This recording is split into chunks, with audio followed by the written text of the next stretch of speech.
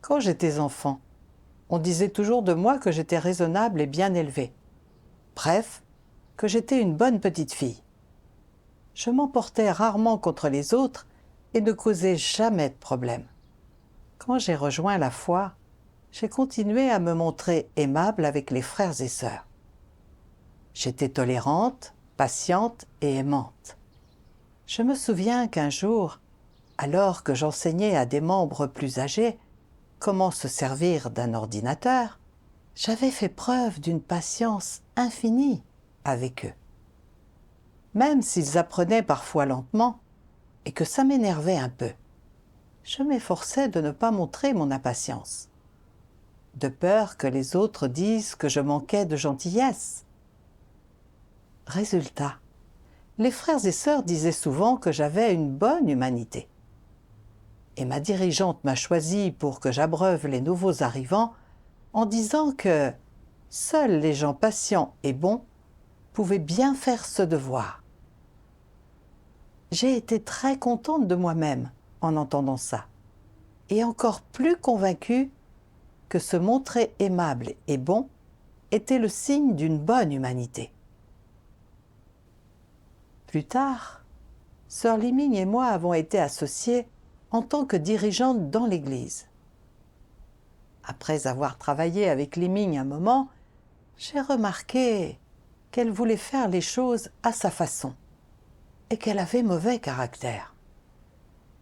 Quand une situation ne tournait pas en sa faveur, elle se mettait souvent en colère.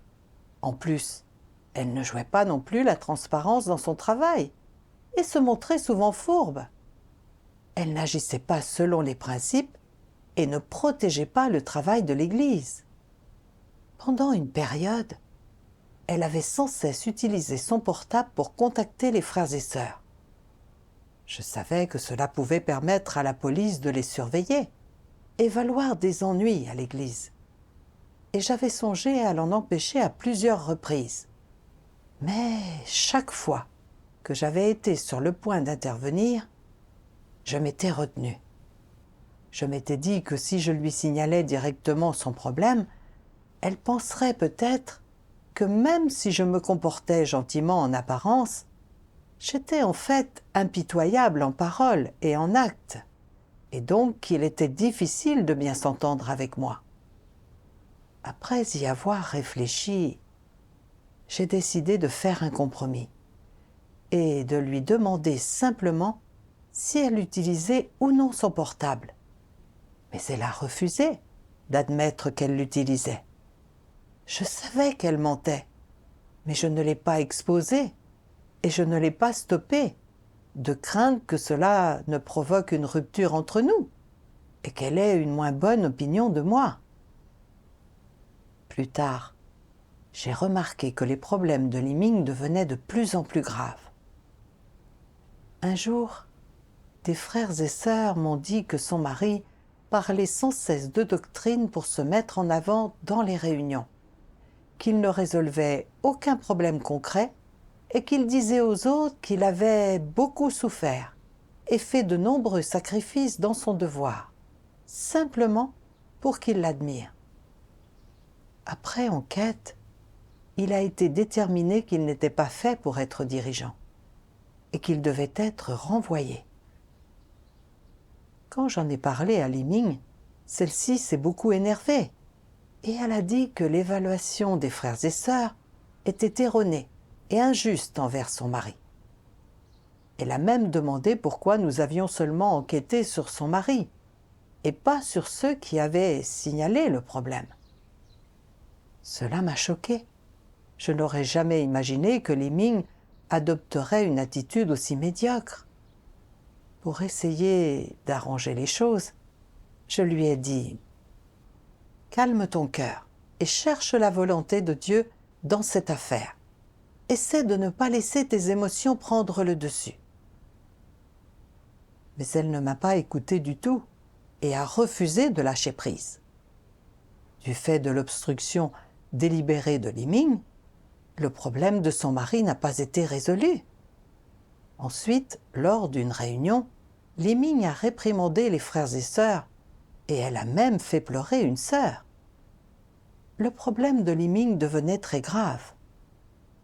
Les autres avaient évalué son mari objectivement et équitablement, en n'évoquant que des faits. Mais comme cela menaçait ses intérêts, elle s'était mise en colère et s'en était prise à eux. Elle avait une humanité malfaisante.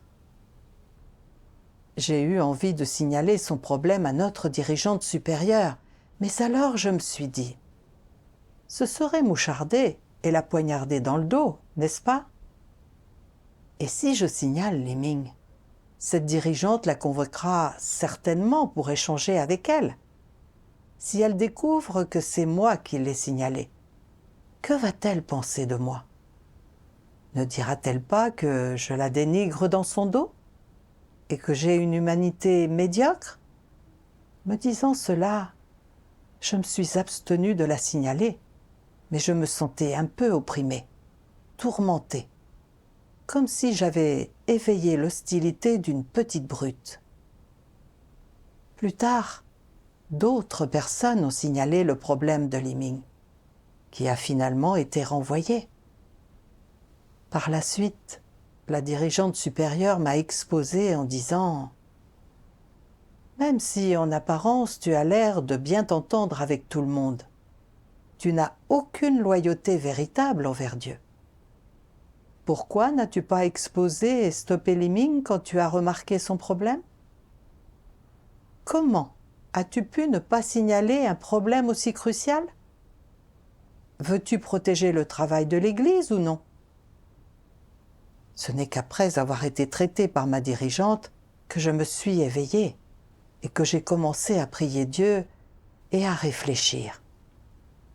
Je suis alors tombée sur ce passage des paroles de Dieu qui disait « Il doit y avoir une norme pour avoir une bonne humanité.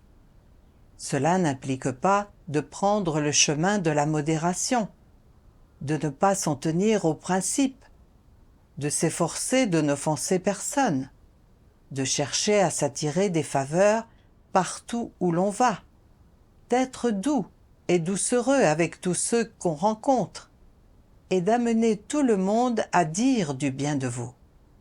Ce n'est pas la norme. Alors, quelle est la norme?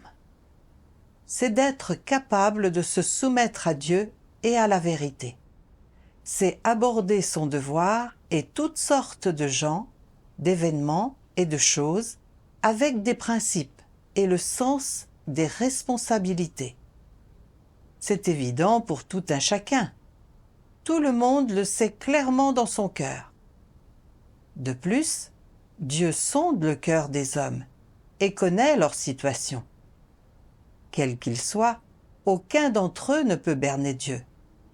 Certains hommes se vantent toujours de posséder une bonne humanité, de ne jamais dire du mal des autres, de ne jamais nuire aux intérêts de quiconque, et ils affirment n'avoir jamais convoité les biens d'autrui.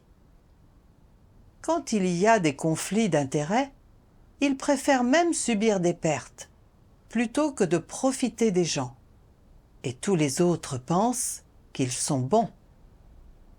Cependant, quand ils accomplissent leur devoir dans la maison de Dieu, ils sont astucieux et fuyants, complotant toujours à leur propre avantage.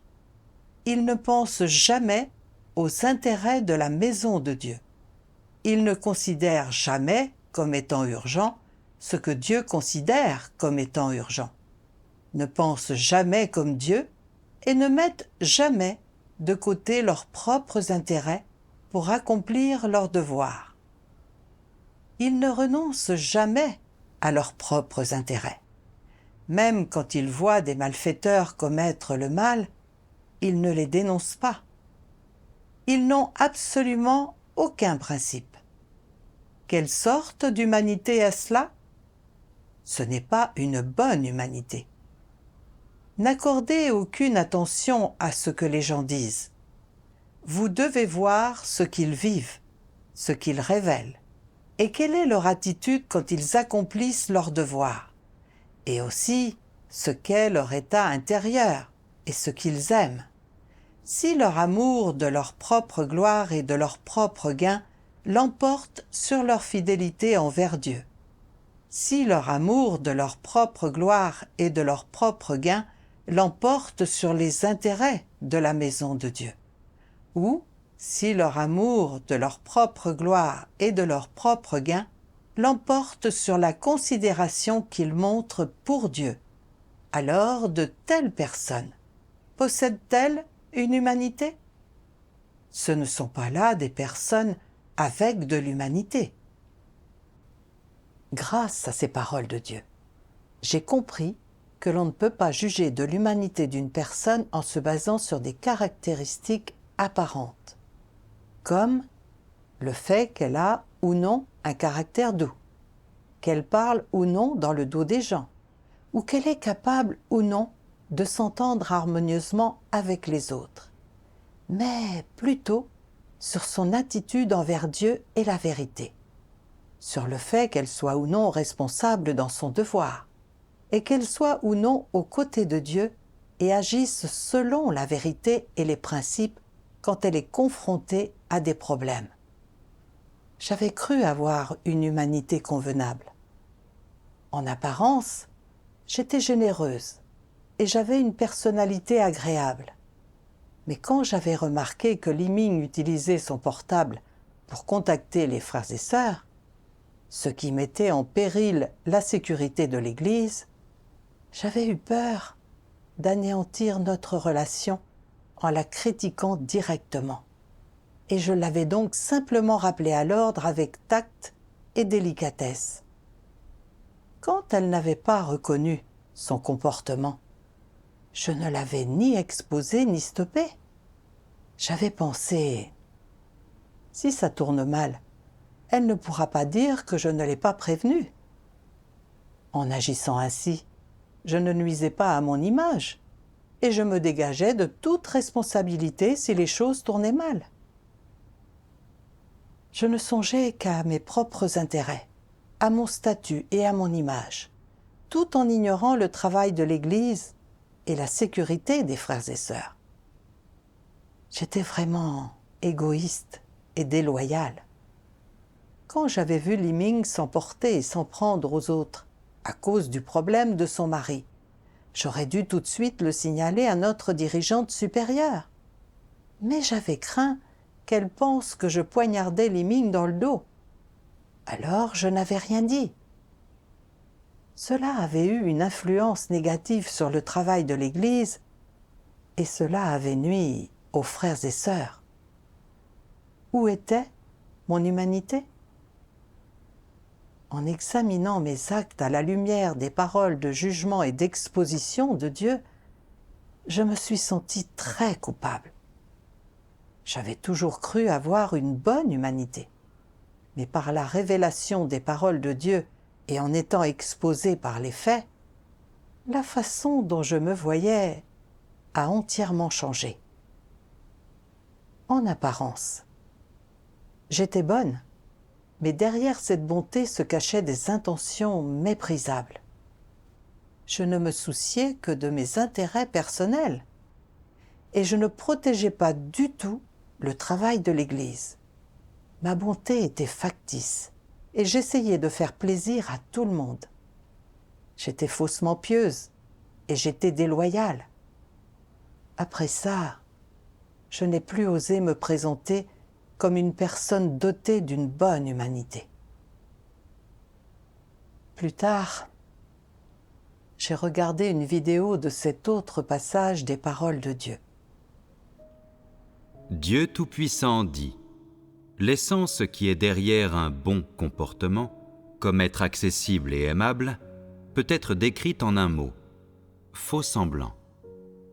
Un tel bon comportement ne procède pas des paroles de Dieu, ni du fait de pratiquer la vérité ou d'agir selon des principes.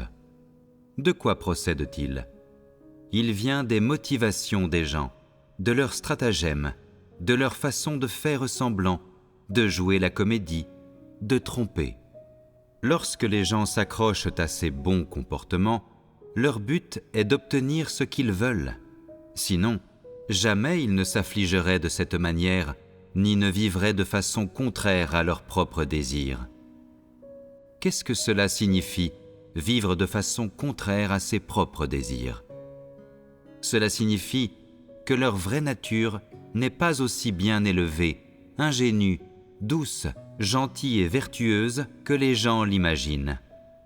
Ils ne vivent pas selon la conscience et la raison. Au lieu de cela, ils vivent pour atteindre un certain objectif ou satisfaire une certaine revendication. Leur vraie nature est décousue et ignorante. Sans les lois et les commandements accordés par Dieu, les gens n'auraient aucune idée de ce qu'est le péché. N'est-ce pas ainsi qu'était l'humanité? Ce n'est que lorsque Dieu a promulgué les lois et les commandements que les hommes ont eu une certaine conception du péché. Cependant, ils n'avaient encore aucune idée du bien et du mal, ni des choses positives et négatives. Et comment, dans ce cas, pouvaient-ils être conscients des bons principes pour parler et agir? Pouvaient-ils savoir quelle manière d'agir? Quel bon comportement devait être observé dans une humanité normale? Pouvaient-ils savoir ce qui produit un comportement vraiment bon? Quel genre de chemin ils devaient suivre pour vivre une ressemblance humaine? Ils ne le pouvaient pas. À cause de leur nature satanique, à cause de leurs instincts, les hommes ne pouvaient que jouer la comédie et faire semblant de vivre décemment et dignement, ce qui a donné lieu à des tromperies comme paraître raffiné et sensé, doux, courtois, respectueux des personnes âgées, attentionné envers les jeunes, aimable et accessible. Ainsi ont émergé ces astuces et ces techniques de tromperie. Et une fois qu'elles sont apparues, les gens se sont accrochés sélectivement à une ou deux de ces tromperies. Certains ont choisi d'être aimables et accessibles, certains ont choisi d'être raffinés, sensés et doux, certains ont choisi d'être courtois, de respecter les personnes âgées et de prendre soin des jeunes. Certains ont choisi d'être tout cela. Et pourtant, j'ai un terme pour définir les gens qui ont ces bons comportements. Quel est ce terme? Pierres lisses. Que sont les pierres lisses? Ce sont ces pierres lisses au bord de la rivière qui, pendant des années et des années, ont été polies par l'eau et ont perdu toutes leurs arêtes vives. Bien qu'ils ne se fassent pas mal en marchant dessus, les gens peuvent glisser dessus s'ils ne font pas attention. D'apparence et par leur forme, ces pierres sont très belles, mais une fois que vous les avez rapportées à la maison, elles sont tout à fait inutiles. Vous ne pouvez pas supporter de les jeter, mais il ne sert à rien de les garder non plus. Voilà ce que sont les pierres lisses. Pour moi, les gens qui ont ces comportements apparemment bons sont tièdes. Ils font semblant d'être bons, mais n'acceptent pas du tout la vérité.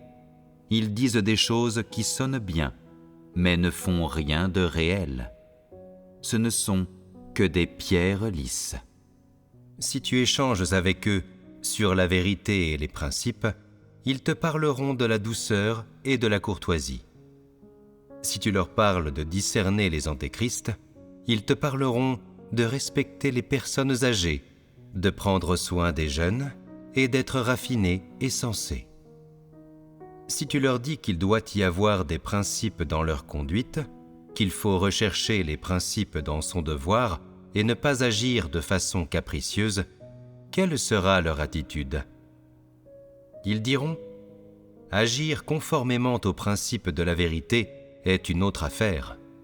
Je veux juste être raffiné et sensé, et que les autres approuvent mes actions.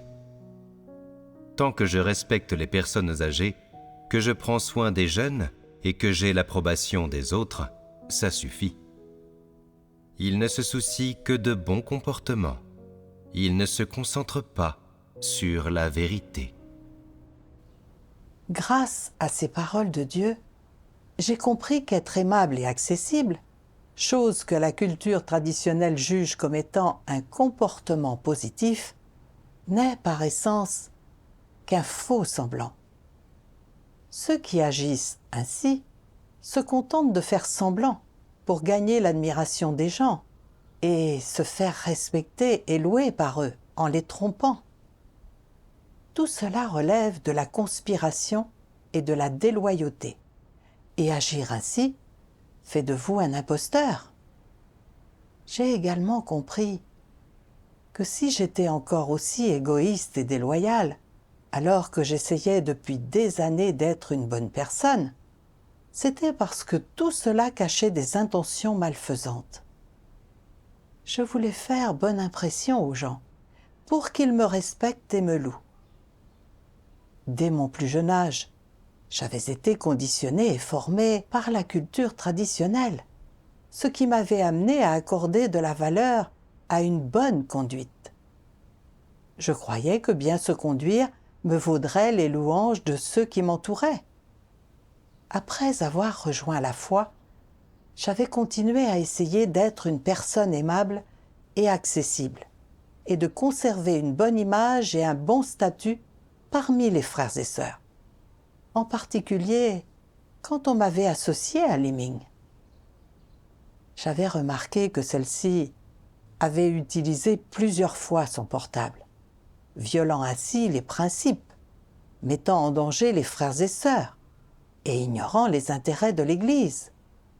J'aurais donc dû l'exposer et la stopper. Mais j'avais eu peur qu'elle se fasse une mauvaise opinion de moi. Alors je l'avais laissé faire. J'avais clairement vu que Liming protégeait son mari, et même qu'elle réprimait les frères et sœurs, et qu'il ne s'agissait pas là de simple corruption. Son humanité était malfaisante.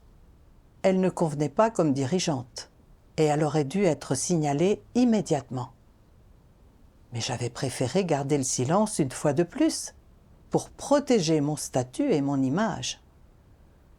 Pour protéger mon image, j'avais mordu la main qui me nourrissait.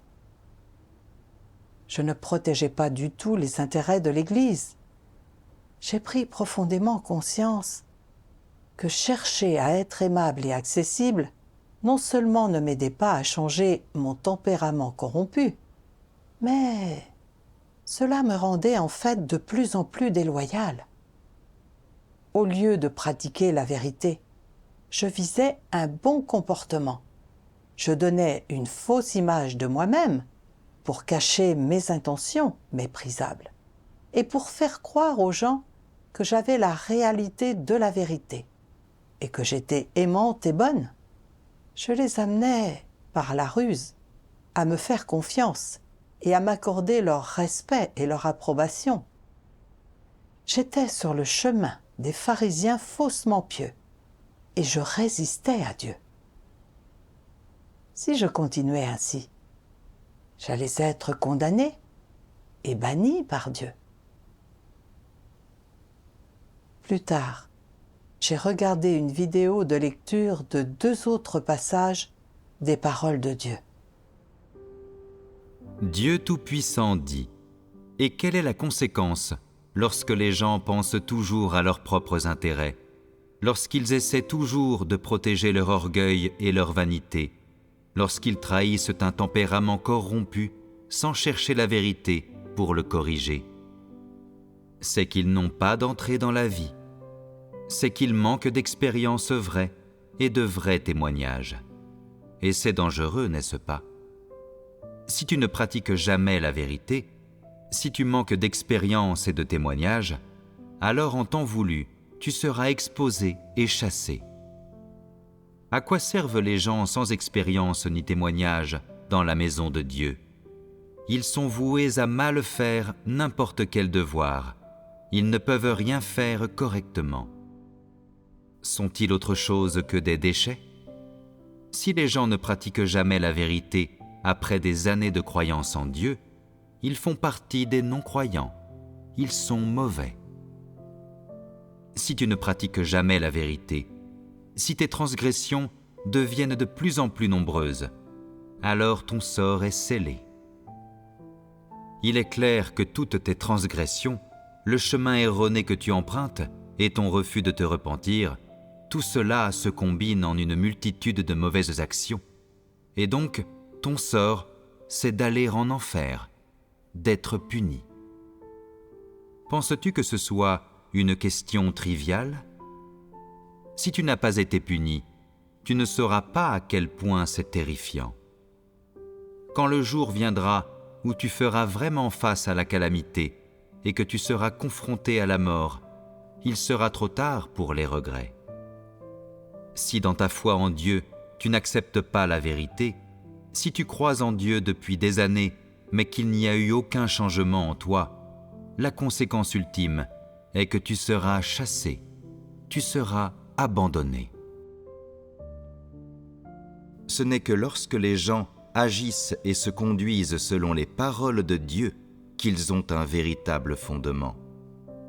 S'ils ne se conduisent pas en accord avec les paroles de Dieu et font juste semblant de bien se conduire, peuvent-ils devenir de bonnes personnes ? Absolument pas. Un bon comportement ne peut pas changer l'essence des gens. Seule la vérité et les paroles de Dieu peuvent changer les tempéraments, les pensées et les opinions des gens et devenir leur vie. Quelle devrait être la base du discours des gens ? Les paroles de Dieu. Alors, quelles sont les exigences et les normes de Dieu pour le discours des gens ? Qu'il soit constructif pour les gens. C'est vrai. Plus fondamentalement, tu dois dire la vérité, parler honnêtement et apporter aux autres. À tout le moins, le discours doit édifier les gens, et non tromper, railler, égarer, satiriser, insulter, contraindre, blesser, exposer les faiblesses des gens ou se moquer d'eux. Telle est l'expression d'une humanité normale. C'est la vertu de l'humanité. De plus, dans certains cas particuliers, il devient nécessaire d'exposer directement les erreurs des autres, de les traiter et de les émonder, afin qu'ils acquièrent la connaissance de la vérité et le désir de se repentir. Ce n'est qu'alors que l'effet attendu est atteint. Cette façon de pratiquer leur est très profitable. C'est une aide réelle et c'est constructif pour eux, n'est-ce pas ? Ces paroles de Dieu m'ont alarmée. Si quelqu'un choisit de défendre ses propres intérêts, situation après situation, et qu'il ne pratique jamais la vérité, il accumulera de plus en plus de transgressions et finira par être complètement exposé et banni par Dieu. Même quand je voyais que la sécurité de mes frères et sœurs était menacée et que le travail de l'Église était affecté, je ne défendais pas les principes et je ne protégeais pas le travail de l'Église. À la place, je cherchais sans cesse à être une soi-disant bonne personne. Même si cela me valait le respect et l'approbation des autres, aux yeux de Dieu, j'étais une scélérate et je finirais par être méprisée et punie par lui. Quand j'ai compris ces conséquences, cela m'a terrifiée et j'ai été prête à corriger ma poursuite erronée. Ces paroles de Dieu m'ont également montré le chemin de pratique correcte. Ce n'est qu'en agissant et en parlant selon les paroles de Dieu que nous pouvons être bénéfiques aux autres et les édifier. Peu importe la façon dont nous parlons, que ce soit d'une voix forte ou douce, en faisant preuve de tact ou non. Le plus important est de parler d'une façon qui est édifiante pour les frères et sœurs. Tant que nous sommes face à la bonne personne, qui est capable d'accepter la vérité, nous devons l'aider avec amour. Si cette personne ne comprend pas la vérité et nuit au travail, nous pouvons échanger avec elle pour lui apporter conseil et soutien. Après avoir échangé, s'il n'y a toujours pas de véritable amélioration, nous pouvons la traiter et l'émonder exposer l'essence de son problème. Même si cela peut paraître dur ou sembler faire fi des sentiments des gens, cette façon d'agir peut vraiment leur être bénéfique et les soutenir. S'il s'agit d'antéchrist ou de scélérats qui perturbent le travail de l'Église, nous devons prendre position pour les exposer et les stopper, ou les signaler à nos supérieurs, afin de défendre le travail de l'Église et d'empêcher que les frères et sœurs soient perturbés ou trompés. Ce n'est qu'en agissant ainsi que nous pratiquons réellement la vérité et faisons preuve d'une humanité et d'une bonté véritable. Ces paroles de Dieu ont également corrigé un point de vue fallacieux que je défendais. Je croyais que signaler quelqu'un parce qu'il violait les principes revenait à moucharder, à trahir ou à être déloyal. C'était un point de vue erroné. En fait, agir ainsi protège le travail de l'Église et c'est une bonne action. En réalité, quand j'avais vu que Li-Ming avait un problème grave, qui contraignait les frères et sœurs et leur nuisait, il s'agissait d'une question de principe touchant au travail de l'Église, et j'aurais dû en parler tout de suite aux dirigeants supérieurs, ou même signaler Li-Ming. Ce n'aurait pas été la poignarder dans le dos, mais protéger le travail de l'Église. Quand je l'ai compris, bon nombre de mes inquiétudes se sont évanouies, et je me suis sentie bien plus sereine. Plus tard, quelqu'un a signalé qu'un frère se laissait continuellement aller et reculait devant la moindre épreuve. Les autres le lui ont fait remarquer et l'ont traité plusieurs fois, mais il a continué à ne pas l'accepter du tout. En nous basant sur les principes, nous avons décidé qu'il fallait le transférer. Nous devions aussi analyser clairement ses problèmes pour qu'il puisse réfléchir sur lui-même. À ce moment-là, j'ai pensé, c'est parfois blessant d'analyser les problèmes de quelqu'un à sa place. Je vais peut-être laisser ma partenaire échanger avec lui et rester en dehors de tout ça. Sinon, je risque de lui faire mauvaise impression. Mais alors, j'ai compris subitement que j'essayais de nouveau de protéger mon statut et mon image. Je me suis souvenu de ces paroles de Dieu qui disent « Pour tous ceux qui remplissent leur devoir, quelle que soit leur compréhension profonde ou superficielle de la vérité, la manière la plus simple de pratiquer pour entrer dans la réalité de la vérité est de penser aux intérêts de la maison de Dieu en tout, et d'abandonner les désirs égoïstes, les intentions personnelles, les motivations, la fierté et le statut. Fais passer les intérêts de la maison de Dieu en premier. C'est bien le moins que l'on doive faire. » Ces paroles de Dieu m'ont indiqué un chemin de pratique. Face aux problèmes, nous devons mettre de côté nos désirs et notre réputation, donner la priorité aux intérêts de l'Église et écouter la volonté de Dieu. C'est la seule façon d'agir avec franchise et ce sera loué par Dieu. Ayant compris les exigences de Dieu, je me suis sentie motivée et j'ai donc analysé en détail le comportement de ce frère, selon les paroles de Dieu. Je me suis sentie tout à fait sereine après avoir pratiqué ainsi. J'ai compris que ce n'est qu'en pratiquant la vérité que l'on peut atteindre la paix et le bonheur véritable. Après cette expérience, je me suis sentie pleine de reconnaissance envers Dieu. Ce sont les paroles de Dieu qui m'ont aidé à voir à quel point l'importance que la culture traditionnelle donnait au fait d'être aimable et accessible était absurde, et les ravages que cela infligeait aux gens. Cela m'a également permis de faire l'expérience de la délivrance et du soulagement que l'on ressent quand on se libère des entraves de la culture traditionnelle. Rendons grâce à Dieu pour son salut.